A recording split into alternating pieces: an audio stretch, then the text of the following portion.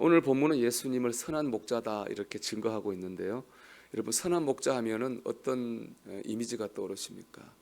푸른 풀밭에서 한가롭게 풀을 뜯어먹고 있는 양들, 인자한 미소로 양을 안고 있는 예수님, 이런 아주 평화로운 그림이 떠오를 겁니다. 근데 오늘 말씀을 보면 그렇게 평화로운 내용이 아닙니다. 오늘 본문이 증거하는 주님은요, 인자한 얼굴로 양을 안고 계신 분이 아니라 답답한 마음으로 우리를 책망하시고 호소하시는 분이에요. 1절을 볼까요? 내가 진실로 진실로 너희에게 이르노니 문을 통하여 양의 우리에 들어가지 아니하고 다른 데로 넘어가는 자는 절도며 강도요. 오늘 말씀의 초점은 절도요 강도에 있습니다. 더 정확히 말하면 절도와 강도에 속아 사는 우리들의 모습에 있습니다. 요한복음 9장에 보면 예수님께서 날 때부터 맹인된 자를 고쳐주시죠. 그 맹인된 사람이 사람들 앞에서 예수님이 하나님 보내신 사람이라고 증거해요. 그러니까 유대인들이 그 맹인을 이단으로 정죄하고 출교시켜 버립니다. 원래 그렇잖아요. 눈이 하나밖에 없는 나라에 사는 사람의 그 나라에 가면 눈 두 개인 사람이 이상한 사람이 됩니다. 영적으로 눈이 닫힌 사람들 눈에는 영적 눈이 열린 사람이 이상한 사람이 되는 거죠. 영적 눈이 닫힌 유대인들은 영적 눈이 열린 맹인을 이해할 수 없었습니다. 이에 주님께서는 그 유대인들이야말로 진정한 앞못 보는 맹인이다 그렇게 말씀하신 게 바로 9장이었고요. 10장 오늘 본문에 보면 이들을 본문으로 주님은 강도요 도둑이라고 말씀하고 한다고요. 영적 맹인된 유대 지도자들을 강도요 도둑이라고 그랬어요. 그런데 안타까운 건 뭐냐? 양들이 선한 목자이신 주님의 음성을 들어야 되는데 그 강도와 도둑의 말을 따른다는 거죠. 오늘 말씀은 그 당시 들판에 있던 양들의 임시 대피소가 배경입니다. 그 당시 들판 곳곳에는 임시 대피소가 있습니다. 갑자기 날이 나빠진다거나 해가 지면은 그 양들을 데리고 목자들이 임시 대피소로 갑니다. 이 사방이 이렇게 돌로 담이 쳐져 있고 양들이 들어가는 문이 이렇게 있습니다. 그래서 목자들은 그 양들을 다 그 대피소에 넣어놓고 그 자신이 문에 누워요. 그게 문이 되는 겁니다. 그래서 이거를 양의 문이다 이렇게 말하는 건데요. 이 양의 문이라고 하는 거는 목자들의 양을 향한 사랑을 의미하는 겁니다. 제가 아주 오래전에 다큐멘터리 하나 봤어요. 중국의 양자강을 그 발원지부터 쭉 이제 소개한 다큐멘터리인데요. 그 두 번째 시간에 세계에서 두 번째 높은 그 티베트 고원에 살고 있는 까르마라는 사람을 소개했어요.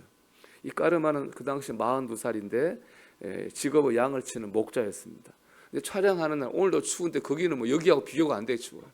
카메라가 꽁꽁 얼고요.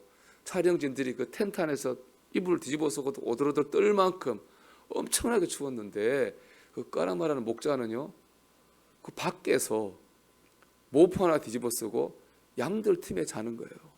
깜짝 놀란 취재진이 왜 여기서 자느냐 물었거든요. 까르마 시대에 간단합니다. 맹수의 습격으로부터 양들을 지키기 위함이라는 거예요. 이게 바로 양의 문입니다. 우리 누가복음 2장에 보면 예수님의 탄생 소식을 처음 듣는 사람은 누굽니까? 양 틈에 자던 목자들이거든요. 목자들은 참 목자는 자기 양들을 지키기 위해서 양들과 함께 있어요. 양의 문이 되어주는 거죠.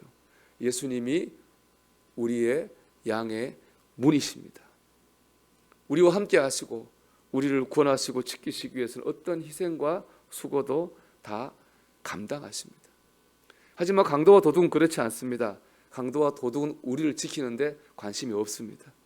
목자하신 예수님께서 우리를 빼앗아가는 데만 관심이 있습니다. 여러분, 세상은 우리 잘 되는 데 관심이 없습니다. 세상 가운데 역사하는 마귀는 우리 잘 되는 데 관심이 없습니다. 오직 우리 영혼을 지배하는 데만 관심이 있습니다. 그래서 재물과 권세와 쾌락을 통해서 우리를 유혹하고 우리 영혼을 빼앗아가는 겁니다. 그렇기 때문에 당연히 세상을 따라가면 안 되는 것이고 양의 문이 되시는 예수님을 따라가야 되는 거예요. 그런데 우리는 예수님이 아니라 세상을 따라 살 때가 많다는 겁니다. 오늘 말씀 돌아가면은 그 임시대피소에 피했다가 아침에 해가 뜨거나 날씨가 좋아지면 그 양들을 데리고 목자들이 떠나요. 근데 그 임시대피소에 한 사람 양만 있는 게 아니에요. 여러 사람 양들이 막 섞여 있어요. 양들이 비슷하게 생겼잖아요. 나올 때 막 이게 누구 양인지 혼란이 될 것 같잖아요. 근데 그럴 일이 절대로 없다고 합니다. 왜냐하면 양들이 자기 주인의 목소리를 기가 막히게 알아듣는답니다. 딴 사람이 부르면 절대로 안 간대요. 자기 주인의 목소리만 따라 간다고 합니다. 그래서 혼란이 없는 거죠. 양은 이렇습니다. 우리는 어떻습니까? 주일날 말씀 열심히 들어놓고 또 이 새벽에 말씀 열심히 듣고 은혜도 받습니다.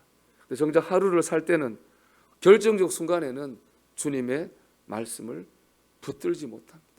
분명히 주님께서 우리의 선한 목자가 되어신다고 했잖아요. 주님께서 우리의 양의 문이 되어서 우리를 지켜주신다고 말씀하셨거든요. 그러나 오늘 하루를 살다가 세상을 살다 어떤 일을 만나면 그 사랑을 붙들지 못해요. 주님 나를 양의 문이라고 하는 되어주신다고 하는 걸 믿지 못해요. 그래서 의심하고 걱정하고 두려움에 눌려 살 때가 얼마나 많습니까? 또 주님 말씀보다는 세상 생각, 내 생각을 따라 삽니다. 내 기준을 따라 살죠. 내 마음과 욕심을 따라 사는 겁니다. 저는 4절 5절 말씀 읽으면 좀 많이 찔렸습니다. 4절 5절 보면 자기 양을 다 내놓은 후에 앞서가면 양들이 그의 음성을 아는 고로 따라오되 타인의 음성은 알지 못하는 고로 타인을 따르지 아니하고 도리어 도망하느니라. 양들은 이렇습니다. 주인 음성만 따르고 다른 사람 음성은 안 따르고 도망간다고 했습니다. 여러분 우리가 오늘 한 날 세상을 따라가지 말고 우리의 선한 목자가 되시는 주님을 따라 살기를 바랍니다. 그럴 때 우리가 그 길 위에서 내 선한 목자가 되시고 내 양의 문이 되어주시는 주님의 은혜를 체험하게 될 줄로 믿습니다.